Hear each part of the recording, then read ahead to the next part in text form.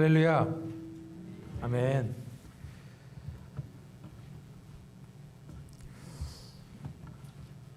오늘 그렇게 오랜만에 보신 분들도 계시고 또 말씀만 듣다가 만난 분도 있고 참으로 한 가족이라는 그런 생각을 더 하는 예배 같습니다. 우리는 그 지난 몇 주 동안 다 함께 그 매일 성경을 통해서 야고보서 말씀을 매일 묵상하고 또 주일학교에서 그 말씀을 가지고 성경 공부를 하고 또 저도 지난번에도 야고보서 말씀으로 설교를 전해드렸습니다. 야고보서의 주제는 오늘 암송한 이번 주의 구절처럼 행함이 없는 믿음은 죽은 믿음이다입니다. 다시 말해서 행함이 있는 믿음이 진짜고 살아있는 믿음이다. 야고보서의 그 1차 독자, 처음에 야고보서를 쓴 그 1차 독자는 2000년 전에 전 세계에 흩어져 있던 유대인 디아스포라, 즉 지중해를 중심으로 한 남유럽과 북아프리카 그리고 아시아에 흩어진 유대인 출신 기독교인들입니다. 특히 그들은 예수를 믿는다는 이유로 동료 유대인뿐 아니라 그곳의 현지 이방인들에게도 박해를 받아왔던 사람들이었습니다. 따라서 야고보는 성도들에게 살아있는 믿음의 행동을 이러한 여러 가지 어려움 속에서 인내할 것과 길이 참을 것을 강조하고 있습니다. 오늘 우리가 읽은 야고보서 5장 말씀은 이제 야고보가 그의 편지를 마무리하면서 다시 한번 끝까지 인내하고 참을 것에 대해서 그리고 우리가 끝까지 참아야 되는 이유를 말해주고 있습니다. 먼저 오늘 설교의 줄거리를 말씀드리자면 여러분들 오늘 말씀 특별히 더 다른 게 아니라 오늘 말씀을 그냥 묵상을 하시면 다 알 수 있는 말씀입니다. 끝까지 참아야 되는 이유는 뭐냐? 인내해야 되는 이유는 뭐냐? 하면 첫 번째는 주의 강림이 가까워서 그렇다. 두 번째로는 우리의 믿음의 선조들 믿음으로 길이 참는 본을 보여줬던 선지자 때문에 그렇습니다. 그리고 마지막으로는 욥의 예를 들면서 끝까지 참는 자에게 주신 하나님의 복이 있기 때문이라고 성경은 말하고 있습니다.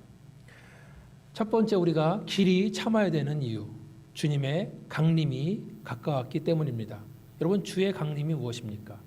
네, 그것은 우리 주님께서 다시 오신다는 말씀입니다. 우리가 확실히 알아야 될 것은 2000년 전에 죽음에서 부활하신 예수님은 하늘로 올라가셨던 것처럼 분명히 다시 오신다는 말씀입니다. 여러분 그 말씀 믿으십니까? 아멘. 예수님이 2000년 전에 우리에게 처음 오셨을 때에는 갓난아기로 태어나셨습니다. 연약한 모습으로 오셨습니다. 세상 죄를 지고 가는 어린 양의 모습으로 오셨습니다. 그러나 사랑하는 여러분, 다시 오시는 예수님은 더 이상 연약한 모습이 아닙니다. 오늘 함께 읽은 본문의 힌트로 나와 있듯이 9절에 나오는 심판주, 심판하시는 왕으로 예수님은 다시 오신다는 말씀입니다. 한번 마태복음 24장 29절로 33절 말씀 같이 한번 읽어보겠습니다. 시작. 그날 환난 후에 즉시 해가 어두워지며 달이 빛을 내지 아니하며 별들이 하늘에서 떨어지며 하늘의 권능들이 흔들리리라. 그때 인자의 징조가 하늘에서 보이겠고 그때 땅의 모든 족속들이 통곡하며 그들이 인자가 구름을 타고 능력과 큰 영광으로 오는 것을 보리라. 그가 큰 나팔 소리와 함께 천사들을 보내리니 그들이 그의 택하신 자들을 하늘 이 끝에서 저 끝까지 사방에서 모으리라. 무화과 나무의 비유를 배우라. 그 가지가 연하여지고 잎사귀를 내면 여름이 가까운 줄 아나니 이와 같이 너희도 이 모든 일을 보거든 인자가 가까이 곧 문 앞에 이룬 줄을 알라. 아멘. 보라, 심판주가 문 앞에 서 계시니라. 사랑하는 여러분, 예수님은 분명 다시 오시는 줄 믿습니다. 우리를 예비된 천국으로 데려가기 위해서 우리에게로 돌아오시는 줄 믿습니다. 예수님이 다시 오시는 날은 믿는 자들에게는 기쁨의 날이요 구원의 날입니다. 그렇지만 안 믿는 자들에게는 심판의 날인 줄 믿습니다. 나팔소리와 함께 천사들이 온 세계 만국에 흩어지면서 구원받은 성도들 이름을 부른다고 했습니다. 그렇게 이름이 불리울 때에 저희 여러분 우리들의 이름이 생명록에 기록되어 있는 줄 믿습니다. 아멘. 혹시 아직까지 과연 내 이름이 그 생명록에 기록되어 있을까 확신이 없는 분들은 이 문제를 꼭 짚고 넘어가시기를 바라겠습니다. 여러분 주일학교 분반 아니면 저나 이 목사님을 찾아오셔서 이 문제를 확실히 해결하시기를 바라겠습니다. 예수님은 분명 다시 오시기 때문에 우리는 인내하며 참으며 기다려야 하는 줄 믿습니다. 오늘 본문 7절에 나오는 것처럼 길이 참는 것의 예를 농부로 들었습니다. 자, 농부가 농사를 짓습니다. 그런데 농부가 수확을 거두는 것은 농부의 힘으로 하는 것이 아니라, 농부의 정성으로 하는 것이 아니라, 새벽마다 일어나서 그 밭에서 일하는 그것으로 하는 것이 아니라 하나님이 도우셔야만 가능하다는 말씀입니다. 농부는 농사를 지을 때 귀한 열매를 바라고 수확을 기대하면서 농사를 짓습니다. 추수를 기다리며 인내하고 참습니다. 그런데 오늘 본문에 보니까 이른 비와 늦은 비를 기다린다고 했습니다. 우리는 흔히 봄에 씨를 심고 가을에 추수하는 것에 그 상식으로 알고 있습니다. 그런데 이스라엘은 다릅니다. 이스라엘은 5월부터는 전혀 비가 내리지 않는 건기이기 때문에, 더운 날씨이기 때문에 봄에 씨를 심을 수가 없습니다. 이스라엘은 우기가 시작되는 10월경에 파종을 해서 5월경에 추수를 합니다. 1년 내내 비가 안 오다가 10월에 내리는 비를 이른 비라고 부릅니다. 그리고 우기가 끝나는 마지막 기간인 4월에 내리는 비를 늦은 비라고 합니다. 이른 비가 내려야 뿌린 씨앗, 파종한 식물들이 뿌리를 내리고 자라게 됩니다. 그리고 늦은 비가 내려야 추수를 하기 마지막까지 열매가 잘 맺힌다는 말씀입니다. 농부들이 새벽부터 일어나서 바쁘게 일을 하지만 정작 하나님이 도와주셔야만 아름다운 열매를 맺을 수 있다는 말씀입니다. 고린도전서 3장 6절 한번 읽어보겠습니다. 자, 시작. 나는 심었고 아볼로는 물을 주었으되 오직 하나님께서 자라나게 하셨나니. 자, 바울은 심었고 아볼로는 물을 주었지만 자라나게 하신 분은 하나님이란 말씀입니다. 여기서 심겼다는 것은 복음의 씨를 말하는 것이고 점점 자라는 것은 교회를 말하는 줄 믿습니다. 복음을 증거하는데도 우리 인간이 씨를 심고 또 물을 주지만 자라나게 하는 분은 하나님이라는 말씀입니다. 농부가 추수의 날을 기다리며 이른 비와 늦은 비를 온전히 믿고 오래 참고 기다리는 것처럼 주님의 강림, 다시 오실 예수님을 기다리며 우리도 길이 참고 마음을 굳건히 하라고 오늘 8절에서 우리에게 말씀해 주고 있습니다. 그리고 우리가 강림하신 주님을 기다리면서 인내해야 되는 이유 중에 하나는 서로 원망하지 않는 것입니다. 9절 말씀, 오늘 본문 9절 말씀 보니까요. 같이 한번 읽겠습니다. 시작. 형제들아 서로 원망하지 말라. 그리하여야 심판을 면하리라. 보라 심판주가 문 밖에 서 계시니라. 자, 처음에 우리가 인내해야 된다, 참아야 된다라고 말했는데 이 인내의 반대말이 바로 원망하는 것입니다. 불평하는 것입니다.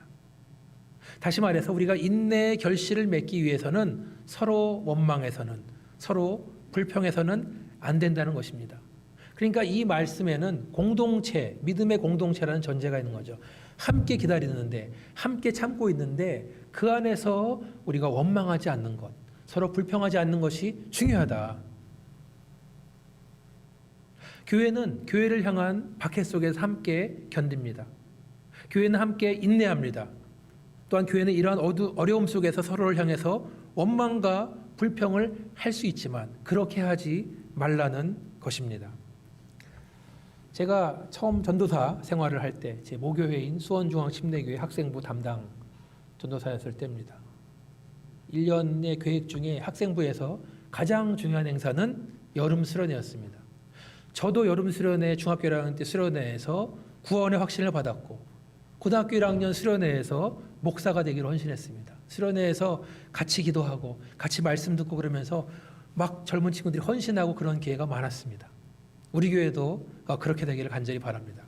그렇게 여름 수련회를 준비하는데 저는 막 6개월 전부터 준비를 하는 거예요. 이 수련회를 잘 하기 위해서.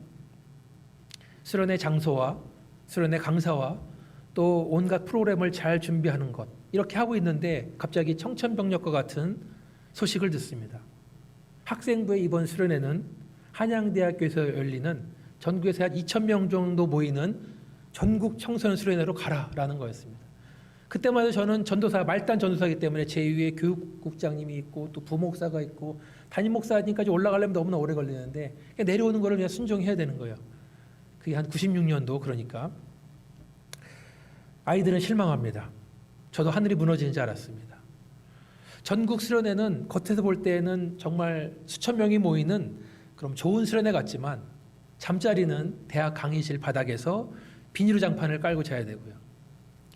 또 에어컨도 없고 그리고 식사는 늘 식은 도시락, 맛이 없는 도시락을 먹어야 되고 샤워도 열악하고 화장실도 냄새나고 붐비는 환경입니다. 수천 명의 아이들이 한 장소에 모여서 3박 4일 행사라는 게 여간 어려운 일이 아닙니다. 학생의 숫자가 한 20명 미만의 그런 작은 교회들은 오히려 쉽습니다. 왜냐하면 도시락도 타서 먹기도 쉽고 대강당에 모여서 예배 드릴 때 자리도 확보하기 쉬워요. 20명이면. 그런데 우리 교회에 참석한 아이들이 200명 이상 가는 거였습니다. 도시락을 타올래도 너무나 오래 걸리고 함께 먹을 장소도 찾기 힘들고 또 강당으로 가보니까 이미 좋은 자리는 다 차지해서 우리가 다 같이 앉을 장소는 저 위에 있는 구석에 앉아야 되는데 거기서는 잘 들리지도 않는 장소로 가게 됩니다. 날씨는 매우 습하고 덥습니다. 저는 밤에 그 강의실에 잠을 자다 너무 더워서 밖에 나와서 벤치에서 노숙을 한 기억도 있습니다. 가끔 장마비가 내리면 아무런 준비도 못했던 우리들은 흠뻑 젖기도 합니다. 이렇게 아이들을 이끄는 저부터 시작해서 불평이 막 가득하고 이거 어떡하나 막 그럴 때 하나님이 저한테 마음을 주신 거예요. 불평하지 마라. 다른 사람 힘들게 하는 말 입 밖에 내지 마라. 원망은 또 다른 원망을 낳는다. 이런 게 제 마음속에 있는 겁니다. 수련회 첫날 불평불만이 많은 아이들, 입이 이만큼씩 나오는 애들 앞에서 제가 한 가지 당부 약속을 합니다. 우리가 이번 수련회에서 아무리 힘들고 불편하더라도 절대로 불평하는 말 하지 않기로 약속하자. 불평을 시작하면 모든 것이 불평거리다. 그렇지만 불평 대신 감사로, 원망 대신 칭찬을 하면 이번 수련회 우리가 재밌고 행복하게 보낼 것이다. 그리고 이번 수련회를 잘 마치면 우리가 다음 달에 분명히 우리가 1박 2일 리트릿으로 수영도 하고 캠프파이어도 하고 맛있는 것도 많이 해먹는 그런 수련회, 불편하지 않은 장소로 꼭 갈 것이다라고 약속을 했습니다. 자, 수련회 결과가 어땠을까요? 여러분들 티네이저 생각해 보십시오.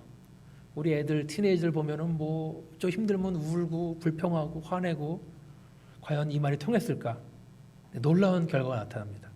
아이들이 변했어요. 약속을 지킵니다. 기대 이상으로 잘해줬습니다. 물론 가끔 불편하고 힘든 부분도 있었지만 어느 한 아이라도 불평을 입 밖으로 내지 않았습니다. 아무리 더워도 소나기가 내려도 기다리는 줄이 너무나 길어도 불편해도 아이들은 또 그 순간 재밌게 웃으면서 줄 서 있는 모습을 잊을 수가 없습니다. 그냥 친구들이랑 함께 어울려서 있어 기쁘다는 마음, 그리고 뭐 한 이틀만 있으면 집에 가니까 괜찮다 이런 마음, 또 전사님이 분명히 우리끼리 재밌는데 간다 그랬으니까 또 그런 약속을 생각하면서 아이들이 이렇게 인내하는 모습, 또 즐기는 모습, 그래서 제 생각에는 내가 너무 걱정을 했나라는 마음이 들 정도로 그렇게 3박 4일 동안 수천 명이 모인 연합수련회에서 불미스러운 일 없이 잘 마치고 돌아왔던 기억, 또 그 안에서 은혜를 받고 또 도전을 받고 그랬던 기억이 있습니다. 형제들아, 서로 원망하지 말라, 불평하지 말라. 이 말은 우리 믿음의 공동체가 늘 기억하고 따라야 되는 말인 줄 믿습니다. 아멘. 왜냐하면 이렇게 해야 심판을 면한다고 말하고 있어요. 지금 심판주가 문 밖에 서 있다 그랬습니다. 예수님이 딱 우리 교회 오셨는데 그 순간 우리가 서로 싸우고 원망하고 불평한다면 얼마나 민망스러운 순간이 되겠습니까?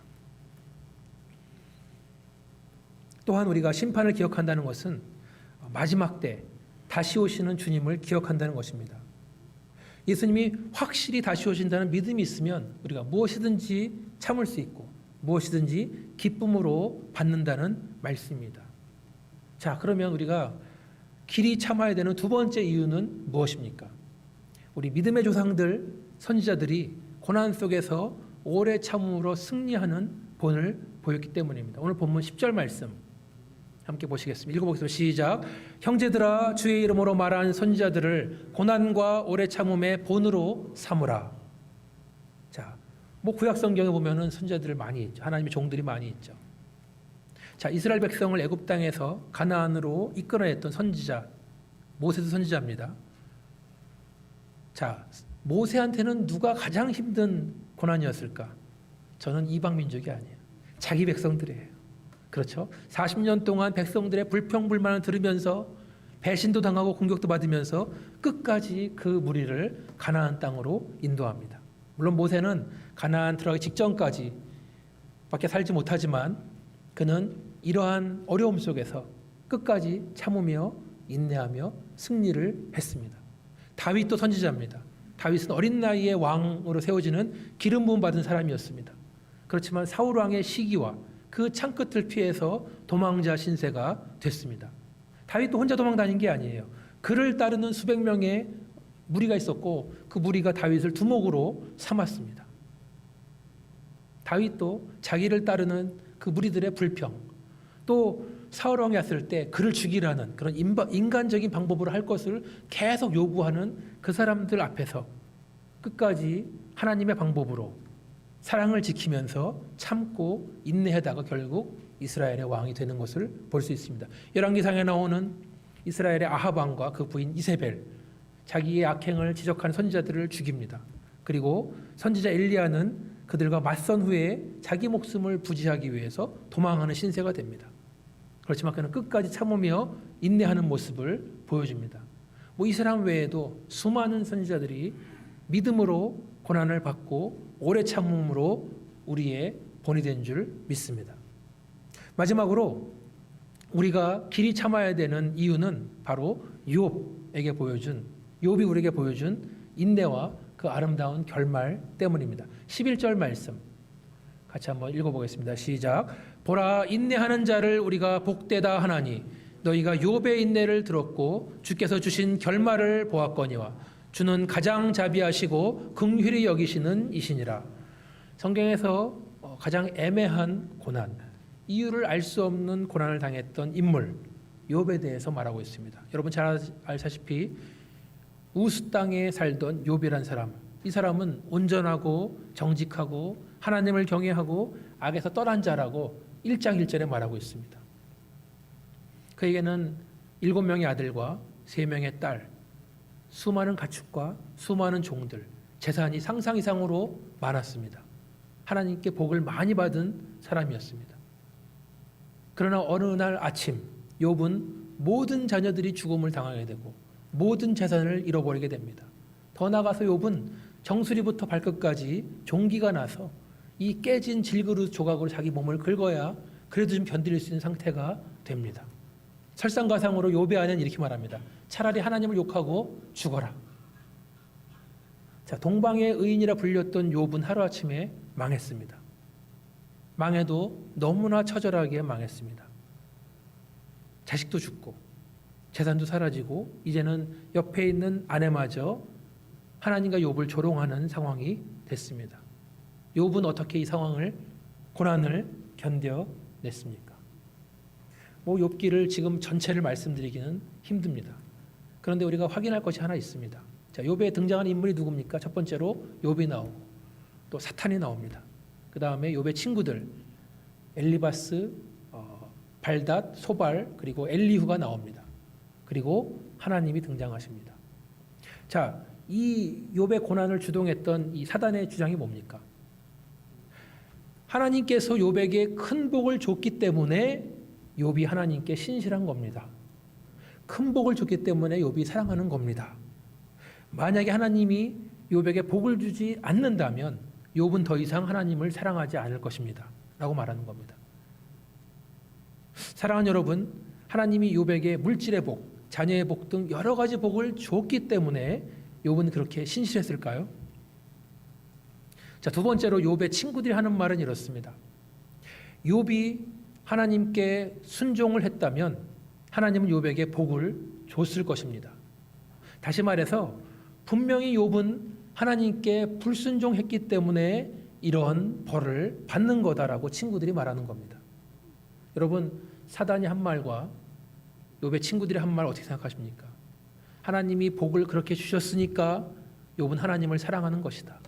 동시에 욥이 신실했기 때문에 하나님이 복을 주신 것이다. 만약에 하나님이 욥에게 복을 주지 않았다면 욥은 하나님을 사랑하지 않았을 것이다. 욥은 분명 하나님에게 불순종했기 때문에 하나님은 욥의 복을 걷어가신 것이다. 기본적으로 사탄이 한 말이나 친구들이 한 말이나 비슷합니다. 욥이 복을 받은 것은 그가 신실하기 때문이었고, 욥이 망한 것은 욥에게 우리가 알지 못하는 큰 잘못이 있기 때문에 그런 것이다. 그리고 많은 사람들이 욥에 대한 결론을 이렇게 내립니다. 그래도 욥이 신실했기 때문에, 워낙 의로운 사람이었기 때문에 이 시험을 통과한 것이 아닌가. 여러분, 지금 제가 드린 말씀 어떻게 생각하십니까? 하나님을 향한 욥의 사랑은 조건적인 사랑. 하나님을 사랑할 조건이 충족됐기 때문에 사랑하고 복을 받는 믿음이었을까요? 또한 욥이 그만큼 잘했기 때문에, 그만큼 신실했기 때문에 복을 받아왔었고, 그러다가 불성실했기 때문에 이제는 벌을 받는 것일까요? 그리고 우리가 다 아는 것처럼 욥이 워낙 신실하고 믿음이 흔들리지 않았기 때문에 칭찬을 받는 사람이 됐을까요? 제가 지금 한 말에는 좀 비꼬은 것이 좀 있습니다. 결론부터 말씀드리겠습니다. 욥은 의가 많은 사람이었지만 자기 행위를 가지고 하나님께 의롭다함 받은 것이 아니었습니다. 어느 누구도 자기의 행위로 구원을 받을 수 없듯이 욥 스스로의 힘으로는 하나님의 의롭다 하심을 받은 것이 아니라는 것입니다. 오히려 하나님이 욥으로 하여금 그 고난을 이겨낼 수 있도록 도와주신 것입니다. 욥의 고난과 인내 속에서 하나님의 자비하심과 긍휼하심이 드러났다는 것을 우리는 보았다. 다시 한번 11절 읽어보겠습니다. 다시 한번 읽어볼까요? 시작. 보라, 인내하는 자를 우리가 복되다 하나니 너희가 욥의 인내를 들었고 주께서 주신 결말을 보았거니와 주는 가장 자비하시고 긍휼히 여기시는 자신이라.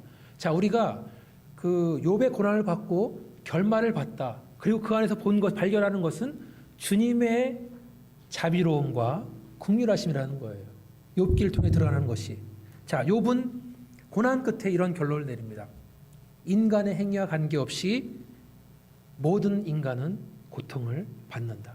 그렇습니다. 우리는 다 고통을 받습니다. 고난을 받습니다. 우리 하나님은 우리에게 복을 주시든 복을 안 주시든 간에 하나님은 우리의 사랑과 경배를 받으시기에 합당하신 분이시다. 내가 복을 받거나 안 받거나 내 생각에 우리가 당장은 이해하지 못하더라도 하나님이 허락하신 고통에는 분명히 이유가 있다. 이게 욥이 내린 결론이에요.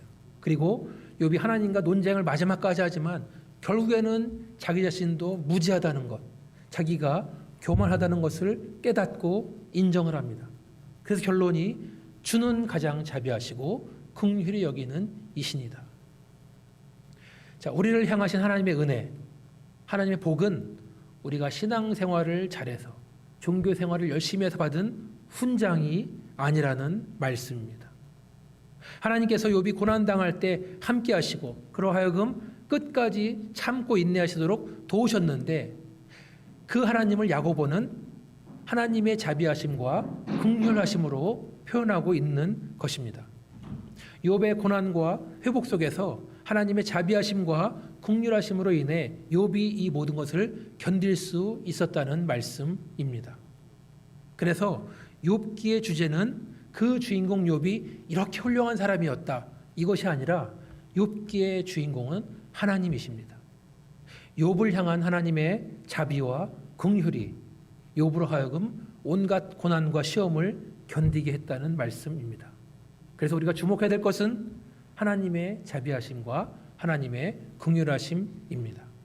하나님은 우리의 고난과 함께 하시면서 그 속에서 당신의 자비하심과 긍휼하심을 나타내는 말씀입니다. 그것이 바로 고난의 목적인 줄 믿습니다. 아멘. 말씀을 정리하겠습니다. 야고보서를 통해서 야고보는 우리에게 고난 속에서 길이 참고 인내할 것을 말합니다. 우리가 참을 수 있는 근거는 예수님께서 다시 오시기 때문에, 그만큼 가까웠기 때문입니다. 농부와 같이 우리 마음을 잘 가꾸기를 소망합니다. 하나님께서 이른 비와 늦은 비로 우리로 하여금 아름다운 열매를 맺는 삶을 살게 해주실 것입니다. 동시에 우리 교회 공동체는 서로 원망하고 불평하는 것이 아니라 오래 참음으로 격려하고 인내하고 사랑하기를 소망합니다. 두 번째로 우리가 인내하고 길이 참아야 되는 이유는 성경에 나오는 것처럼 믿음의 선조들이 보여준 신앙의 본보기 때문에 그렇습니다. 우리가 성경 속 인물을 생각하면서 묵상하면서 우리도 믿음으로 승리하기를 원합니다. 마지막으로 우리가 고난을 이길 수 있는 것은 하나님의 사람 욥이 끝까지 믿음을 지키면서 살아왔지만 그 삶을 통해 드러난 것은 오히려 하나님의 계획과 하나님의 자비하심과 하나님의 긍휼하심입니다. 고난 속에 있을 때 우리가 참고 견딜 때 우리의 의가 드러나는 것이 아니라 하나님의 자비하심과 하나님의 긍휼하심이 드러나는 줄 믿습니다. 빌립보서 1장 6절 한번 같이 읽어보겠습니다. 시작. 너희 안에 착한 일을 시작하신 이가 그리스도 예수의 날까지 이루실 줄을 우리는 확신하노라. 하나님은 이미 우리 안에 착한 일을 시작하신 줄 믿습니다.